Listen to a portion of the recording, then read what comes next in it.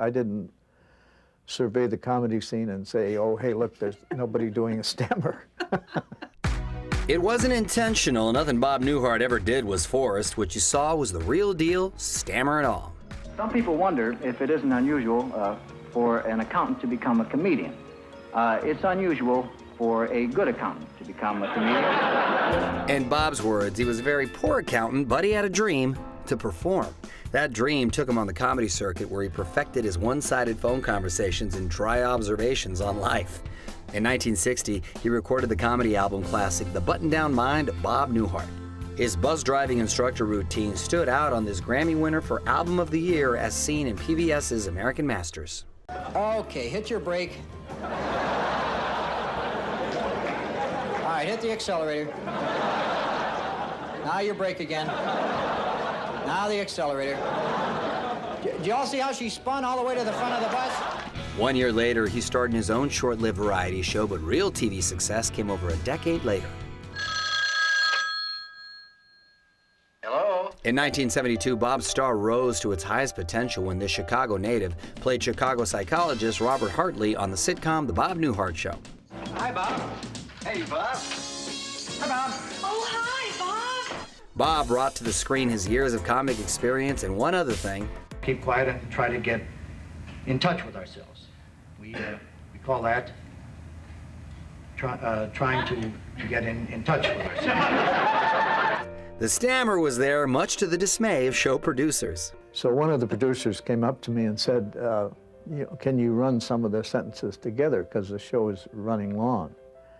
And I said to him, I said, well, look, this stammer has gotten me a home in Beverly Hills, so you better take some words out, because I'm not losing the stammer. Having the show center on a psychologist allowed for an unbalanced set of characters. I'm a trained killer. Isn't that nice? I only had one problem this week. Well, why don't you tell me about it? Yesterday morning, I was possessed by the devil. A lot of people went into therapy thanks to Bob. I'll tell you that. I mean, a lot of people. They should have pulled my license. And there through it all was wife Emily, played by Suzanne Plachette, who, in one classic episode, discovered she had a higher IQ than her analytical mate. Us, which is the worst, is where the wife is 151 and the husband is 129, which is a difference of 22. The Bob Newhart Show, which ran for 6 seasons on CBS, was immortalized by TV Land in Chicago with this statue of Bob in 2004.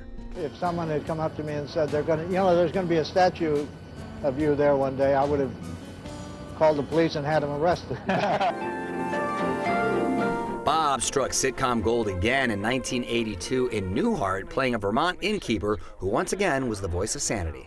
I'm Larry. This is my brother Daryl. This is my other brother Daryl. In this series, Mary Fran played Bob's wife, but when Bob decided to pull the plug in the 8th season, Bob's real wife, Virginia, had a brilliant idea. So I said, I think this is going to be the last year of Newhart. And she said, well, if it is, you ought to wake up. You should make it a dream sequence and wake up in bed with Suzanne and explain this weird dream you had about owning an inn in Vermont. Honey, wake up. You won't believe the dream I just had. But the trick was to keep this all a secret until the air date. We put out a phony script because we knew the tabloids would get a hold of it and would tell the ending before we had a chance. So the real ending never existed on paper until the final day that we were going to shoot it.